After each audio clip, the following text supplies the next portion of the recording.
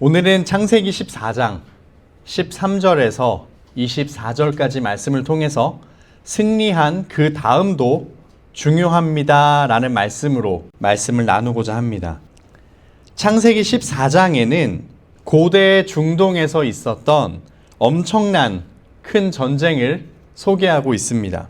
여러분 지도 보시면 혹시 이 지역이 어딘지 기억나십니까? 여러분들이 잘 알고 있는 메소포타미아 지역입니다. 메소포타미아의 막강한 네 왕과 여기 작게 있는 요 사해 밑에 있는 다섯 나라, 그 네 나라와 다섯 나라가 큰 전쟁을 벌였습니다. 메소포타미아의 네 나라는 이렇게 있습니다. 시날, 엘람, 엘라살, 고임, 이렇게 네 나라입니다. 그리고 사해 남부의 다섯 나라는 소돔, 고모라, 소알, 아드마, 스보임, 이렇게 다섯 나라입니다. 자, 다섯 나라와 네 나라가 싸우면 누가 이길까요? 숫자로만 보면 다섯 나라가 더 세 보입니다. 그렇죠? 하지만 그렇지 않습니다. 메소포타미아의 이 네 나라는 엄청나게 강한 나라였고, 이 사해 남부에 있는 나라들은 도시 국가들이었는데 이미 12년 동안 이 네 나라에 조공을 바치고 있었습니다. 그런데 이 특별히 소돔 왕이 12년 동안 조공을 바치는 것이 마음에 들지 않았습니다. 그래서 다섯 나라가 힘을 합쳐서 우리 한번 싸워보자 라고 해서 전쟁이 일어난 것입니다. 메소포타미아 네 나라 왕은 가만히 있었을까요? 그렇지 않습니다. 이 나라는 무섭게 다섯 나라를 공격하러 옵니다. 굉장히 먼 길이지만 네 나라가 합쳐서 이 길을 따라오는데요. 내려오면서 차례차례 그 중간에 있던 도시들을 다 점령하고 내려옵니다. 그 누구도 이 네 나라를 막을 수 없었습니다. 그리고 시딤 골짜기라는 곳에서 최후의 결전이 벌어집니다. 그 결과 소돔 왕의 군대는 철저하게 패했습니다. 그러고 나서 네 왕이 그냥 돌아갔으면 좋았겠지만 그냥 돌아가지 않고 그들은 모든 성들의 재물과 사람을 모조리 포로로 끌고 갔습니다. 안타깝게도 화려한 세상을 쫓아 소돔으로 가서 살고 있던 아브라함의 조카 기억나십니까? 바로 롯입니다. 그 롯과 롯의 가족과 그 재물들도 다 끌려가게 되었습니다. 이 다급한 소식을 아브라함에게 누군가 전했습니다. 아브라함은 평화롭게 살고 있었습니다.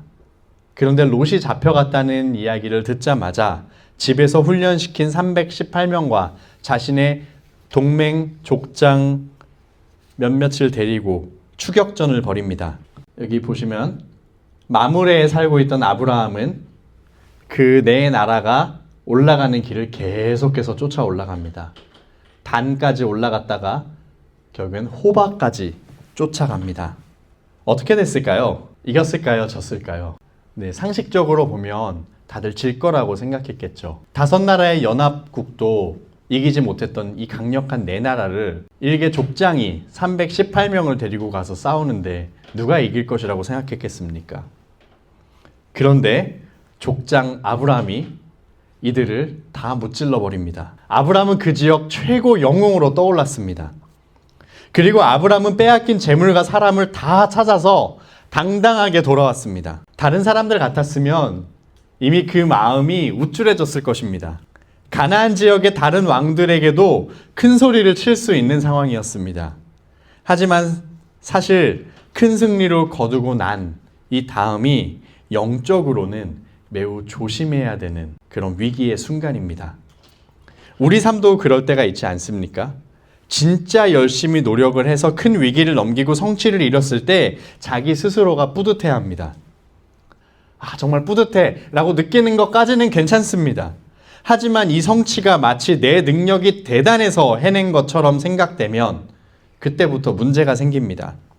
성경은 그런 마음을 교만이라고 합니다. 하나님 앞에 엎드려 겸손히 감사를 드려야 할 그 순간에도 우리 마음 깊은 곳에서는 끝까지 내 능력을 사람들에게 보여주고 인정받고 싶은 은밀한 욕망이 있습니다.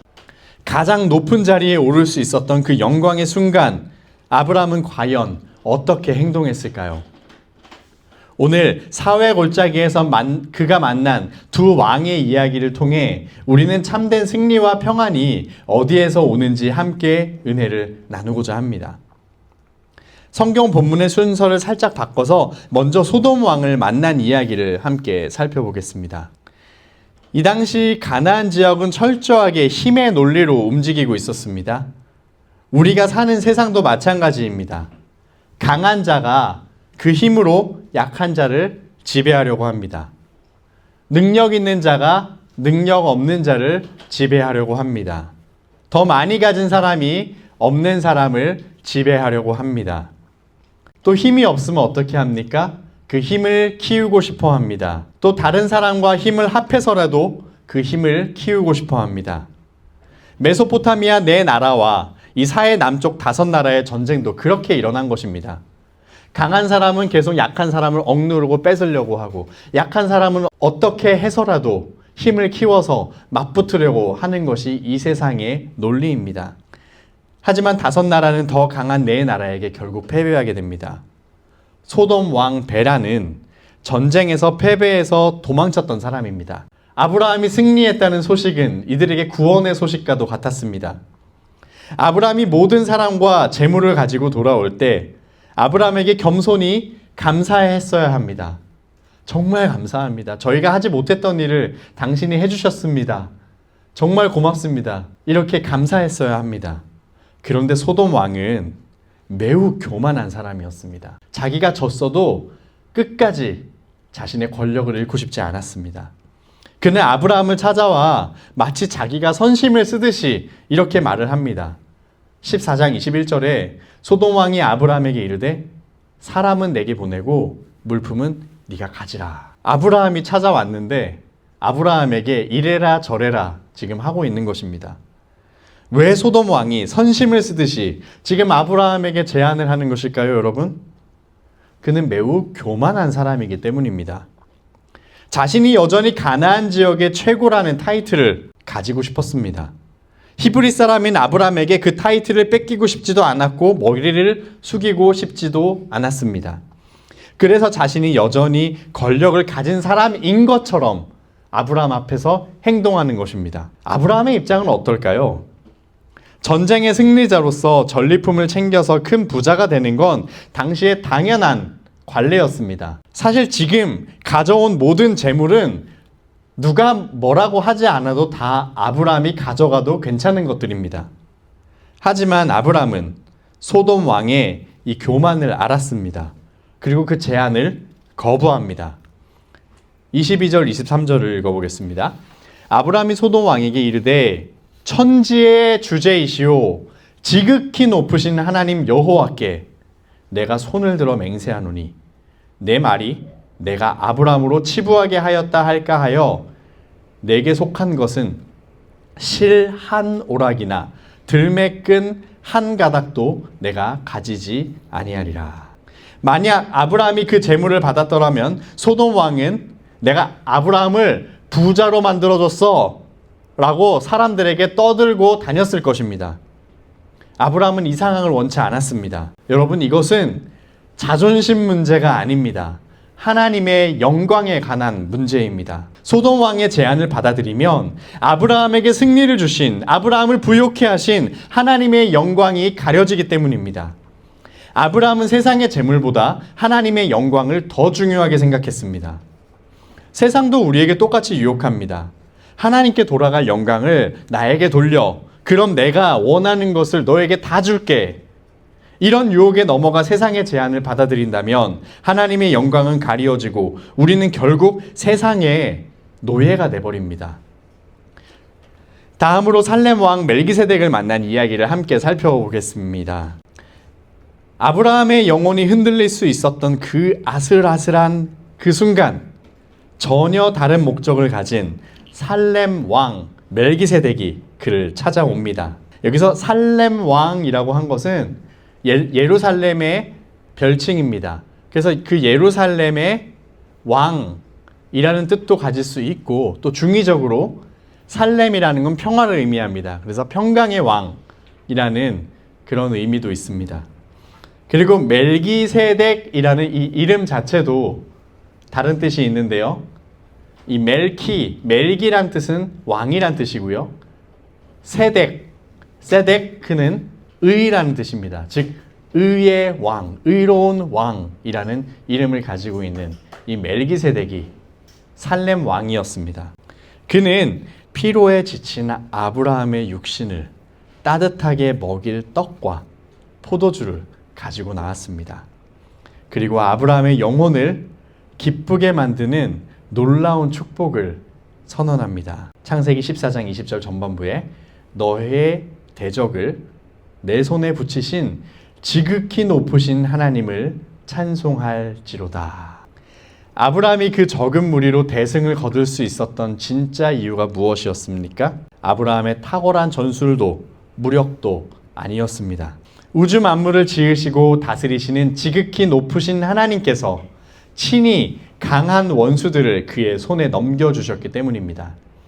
이 위대한 승리의 진짜 영웅은 아브라함이 아니라 바로 우리 하나님 한 분이십니다. 멜기세덱은 왕이자 제사장으로서 정확하게 영광을 받으셔야 할 한 분께 영광을 돌리고 있습니다. 멜기세덱은 지극히 높으신 하나님을 온전히 높이면서도 동시에 하나님의 사람을 위로하고 축복했습니다.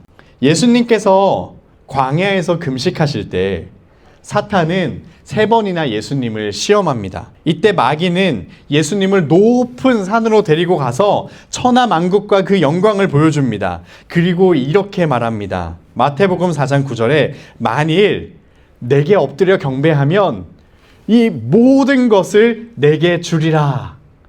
이렇게 사탄이 이야기합니다. 여러분, 세상을 다 가지면 정말 좋은 것 아닙니까? 만일 이것이 가능하다면 정말 많은 사람들이 사탄 앞에 엎드려 사탄을 경배할 것입니다. 이것이 인간의 죄악된 본능입니다. 하지만 예수님께서는 그런 방식으로 세상을 얻는 것을 단호히 거부하십니다. 마태복음 4장 10절입니다. 이에 예수께서 말씀하시되 사탄아 물러가라. 기록되었으되 주 너의 하나님께 경배하고 다만 그를 섬기라 하였느니라. 아멘. 예수님께 가장 중요한 것은 하나님 아버지의 영광이었습니다. 예수님은 그 영광을 그 무엇과도 바꾸지 아니하셨습니다. 그리고 멜기세덱이 지금 떡과 포도주로 아브라함을 위로했듯이 우리의 영원한 대제사장이면서 평강의 왕이신 예수님께서 우리 같은 죄인을 찾아오셨습니다. 그리고 우리를 위로하십니다. 죄의 포로로 끌려다니는 우리를 내버려 두시지 않으십니다. 우리를 구하시려고 모든 시험을 이기시고 친히 십자가를 지시고 살을 찢기시고 피를 흘리셨습니다. 우리를 죄와 사망에서 완전히 구원하시고 우리에게 자유를 주셨습니다. 그리고 하나님의 나라에서 영원토록 살게 하십니다.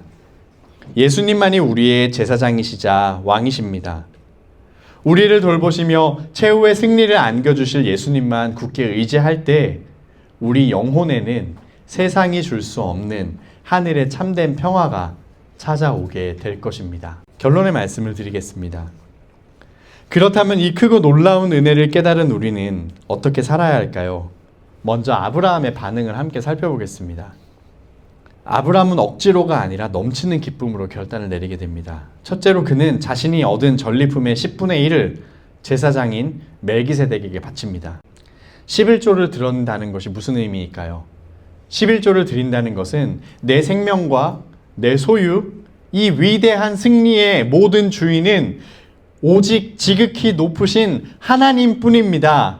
라는 참된 예배의 고백입니다. 우리 역시 삶의 모든 성취 앞에서 내 능력을 자랑하지 않고 겸손히 하나님 홀로 영광을 받으시도록 내 삶을 기꺼이 드릴 수 있어야 합니다. 둘째로 아브람은 소돔 왕에게 실 한 오락이나 신발끈 하나라도 받지 않겠다고 단호하게 선언합니다.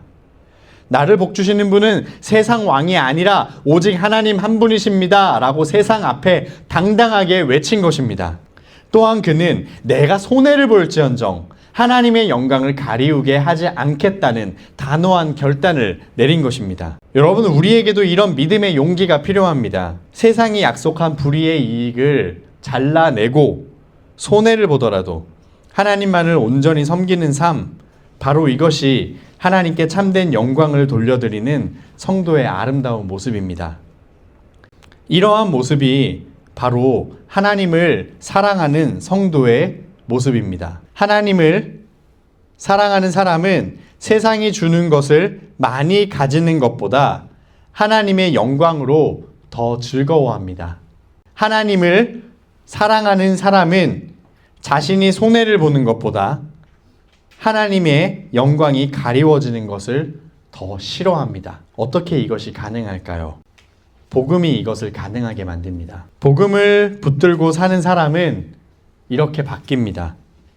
은혜의 복음만이 우리가 세상의 달콤한 유혹을 이겨내고 오직 하나님의 영광만을 구하며 살아갈 수 있는 진짜 힘을 줍니다.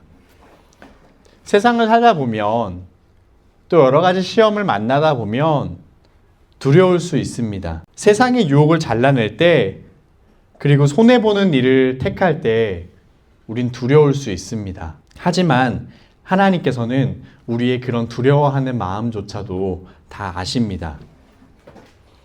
우리가 지극히 높으신 하나님만을 전적으로 의지하고 섬길 때 하나님께서는 이 험한 세상 속에서 우리를 참된 승리자로 든든히 세워주실 것입니다. 저와 여러분 모두 예수 그리스도의 복음을 붙잡고 이렇게 당당히 세상 속에서 오직 하나님만이 저에게 승리를 주십니다.